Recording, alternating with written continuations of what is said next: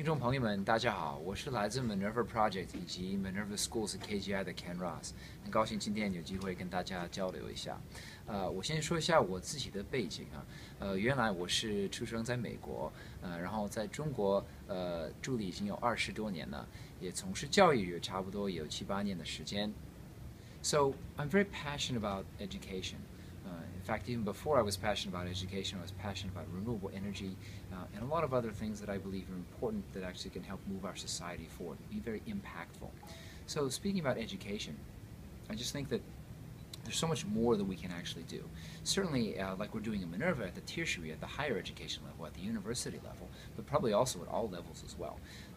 Right now we have, not only here in Malaysia, not only in the US, not only in China where I live right now, we really have education systems that have been the way they are currently for quite some time, as a matter of fact. And really we believe, and not only us, many people actually out there who understand higher education, who care about education, who have a passion for higher education, also believe this as well.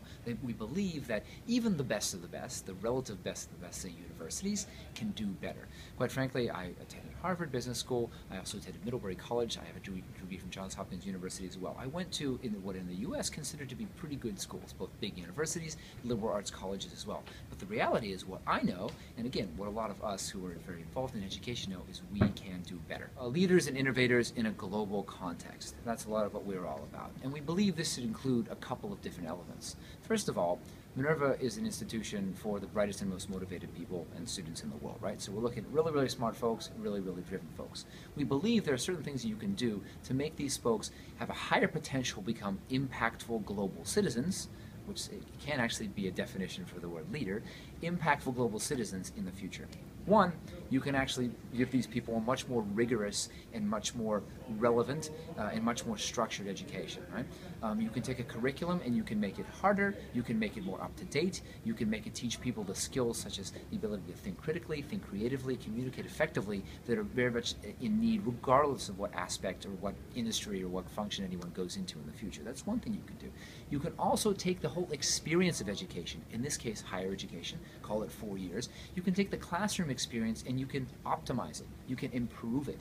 You can take years of the science of learning, which is the way that the intrinsic way of a study of the intrinsic way that we think and we absorb information as human beings. You can use that in the classroom to improve learnings. You can instead of having large lectures for many of your courses, you could have all your classes as small seminar-based classes where there's a high level of interaction with teachers. You can do what we do, which is leverage technology through this very interactive, live, and robust platform to, again, optimize these individual student learning outcomes. A platform that allows people to interact in a very robust way. It allows the professors themselves, even the students, to actually go and track and see how people are learning, and to ensure that this person and that student are actually learning and being able to apply what they learn. This is very, very important.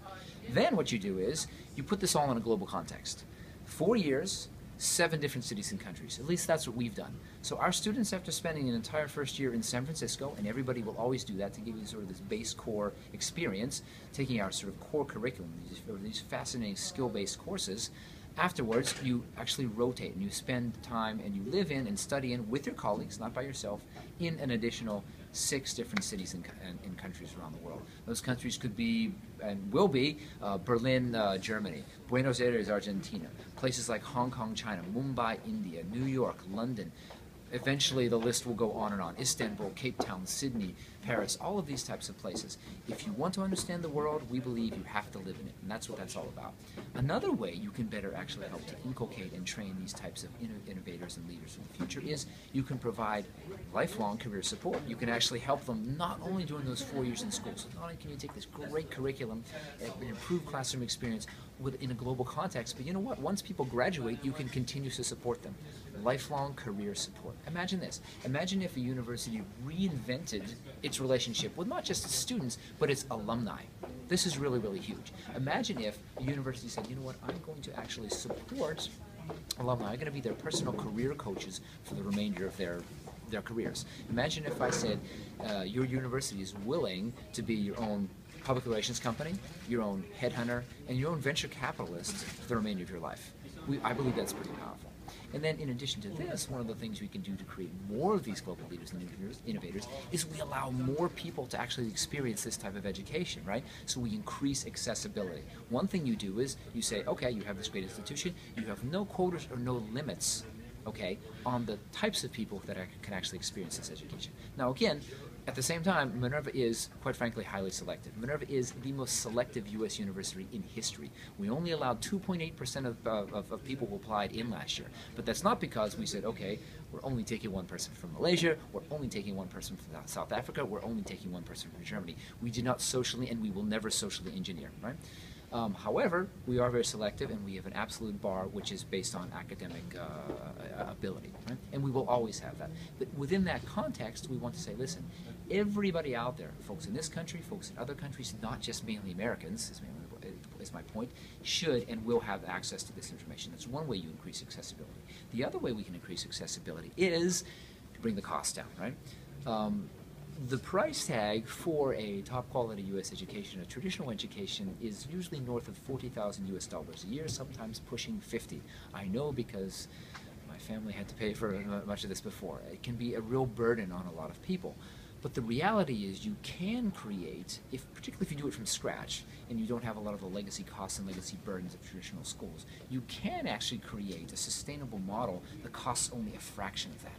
And so that's why actually tuition in Minerva is only $10,000 per year. There are living expenses in addition to that, which quite frankly it's difficult to do much about. You have to live someplace, you have to eat, you have to live. But tuition is no longer 40, 45, 50,000 US dollars a year. Tuition is $10,000 a year. And oh, by the way, there is financial aid available for those who qualify. So these are ways that we believe, 5 specific ways that we can actually better train future innovators and leaders in a global context and actually train more of them.